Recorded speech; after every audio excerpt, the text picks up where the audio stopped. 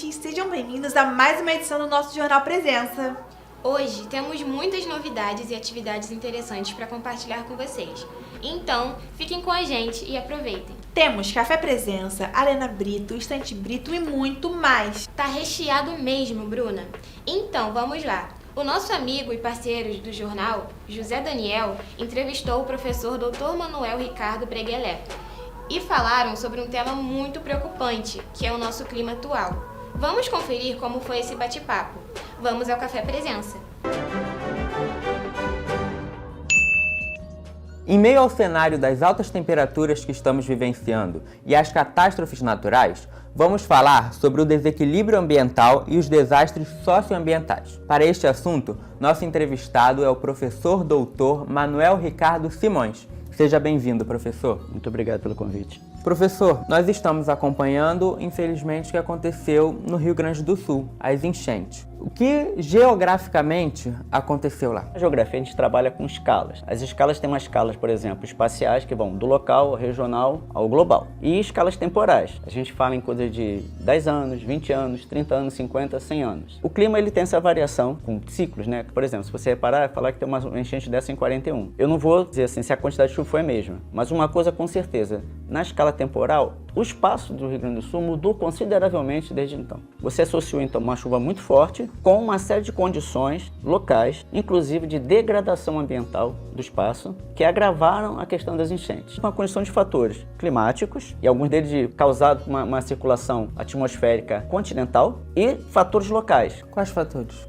Só para mostrar aqui, a gente entender um pouquinho o conceito de bacia hidrográfica. O que é o conceito de bacia hidrográfica? Esse aqui, por exemplo, toda e qualquer quantidade de chuva que cai aqui em algum lugar, vai só para um único lugar, que é chamado de canal enxutório, que é o rio. Então, cai aqui, ela vai vir escorrer para cá. Cai aqui, vai escorrer, vai cair aqui. Ali, por exemplo, aquela bacia hidrográfica é uma bacia hidrográfica da Lagoa dos Patos. Essa aqui é a bacia da Lagoa dos Patos. Significa que toda a água aqui dessa aqui, ela vai num conjunto de rios, vai se juntar no Guaíba e do Guaíba vai para a Lagoa dos Patos, que só tem uma única saída lá em Rio Grande, mais ou menos da largura da boca da Baía de Guanabara. Uma chuva cai hoje, ela tem que infiltra, na hora já escorre alguma coisa, mas ela vai infiltrando lentamente, depois vai alimentando o rio ao longo do tempo. E é aí que começa a mudança. Toda essa bacia, né, da Lagoa dos Patos, ela foi sendo ocupada há mais de 100 anos, ou mais, 150 anos, como agricultura intensiva. Inicialmente eram pequenos produtores, depois vieram grandes produtores. O que fizeram? Retiraram a vegetação natural. A vegetação natural era de floresta, porque onde chove muito, a vegetação é de floresta. Onde chove mais ou menos, passa por uma savana, que é um cerrado brasileiro, por exemplo. E quando não chove nada, vira um deserto. A floresta, ela está em sintonia com a natureza. Então, por exemplo, a chuva ela cai na árvore, ela desce lentamente, se infiltra, a floresta guarda boa parte da água e vai soltando aos pouquinhos. Quando você tira a floresta e bota, por exemplo, soja, a soja não tem essa capacidade. Resultado, essa chuva vai cair, primeira consequência, boa parte da água que infiltraria já escorre diretamente para o rio, e aumenta o volume do rio. Segundo, quando carrega para o rio, não carrega só água, carregando sedimentos, então esse rio vai se assoreando. Então, assim, a capacidade do rio absorver água já vai ficando menor. Então a gente tem mais água e menor capacidade de absorção da água do rio. Por outro lado, aí para complicar a situação, você tem uma coisa chamada variações de maré. Se você for num lugar que tem um rio que água no mar, quando a maré sobe, ela entra por dentro do rio. Então não adianta, toda a água que chega no rio, ela não consegue ir para o mar, ela fica retida. Para piorar, você tem a influência, por exemplo, de ressacas. O que é uma ressaca? Por exemplo, quando você pega um copinho com água, você assopra, o que acontece? Faz ondinhas. Então você tem lá um ciclone, né, passando lá no meio do oceano.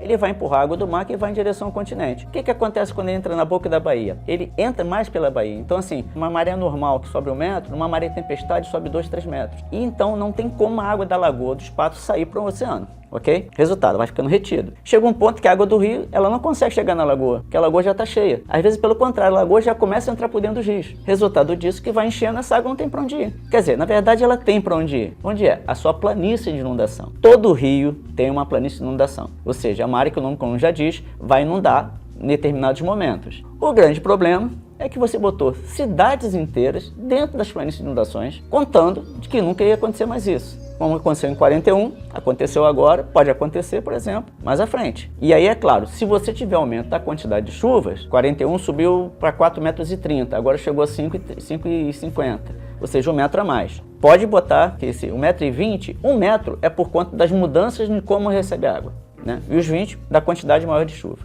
queria agradecer por ter topado o nosso convite aqui no Conexão Brito Elias. Muito obrigado a vocês que nos acompanharam e até a próxima. Tchau, pessoal. Muito obrigado. Até a próxima. Gente, esse assunto a respeito dos fatores climáticos é muito agravante. Essa tragédia que nos deixou muito triste no Rio Grande do Sul pode acontecer em outros lugares se não começarmos a tomar as devidas providências.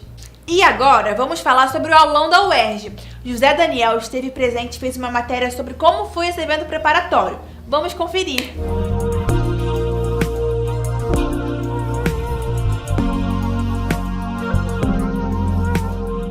Hoje é dia de aulão aqui na Brito Elias. A nossa escola reuniu vários professores que vão salientar as melhores matérias para o primeiro exame de qualificação da UERJ, que acontece no próximo dia 9 de junho. Camila e Edgar, nesse primeiro dia de aulão para a UERJ, vocês fizeram uma dobradinha com História, Geografia, Filosofia e Sociologia. Contem um pouco pra gente como foi e o que vocês destacaram nesse aulão.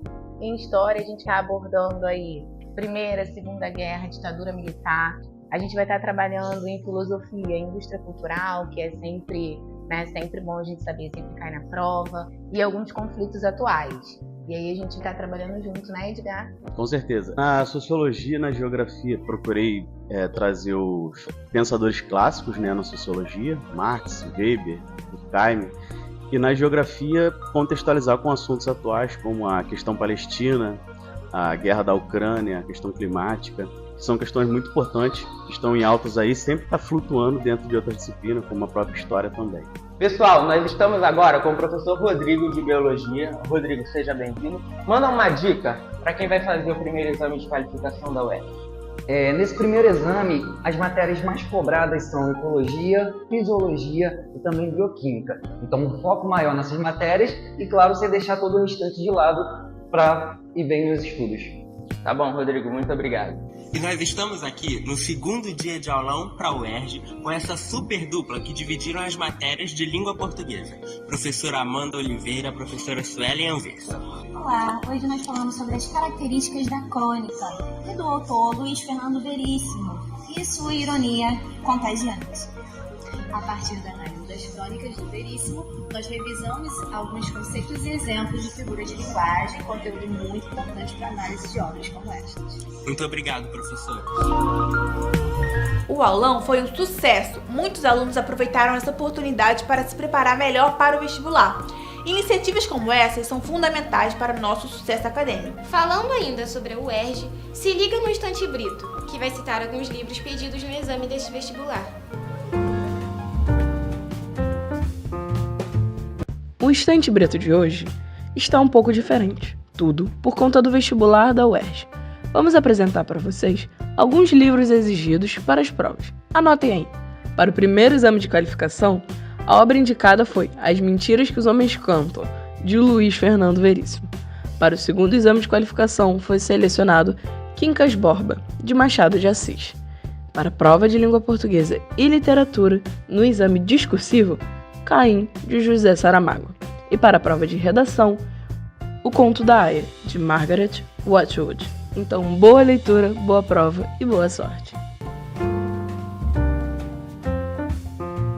Vamos agora com a nossa agenda. Prestem atenção. Nossa agenda hoje está diferenciada. Atenção, vestibulandos! O primeiro exame de qualificação da UERJ é no próximo dia 9 de junho. E as inscrições para o Exame Nacional do Ensino Médio já estão abertas. Encerram no próximo dia 7 de junho. Se inscrevam e não percam essa chance de entrar na vida acadêmica. Tchau! Poxa, infelizmente essa edição chegou ao fim. Agradecemos a todos por nos acompanharem e esperamos que tenham gostado dessa edição. Até a próxima! Tchau, gente. Até a próxima.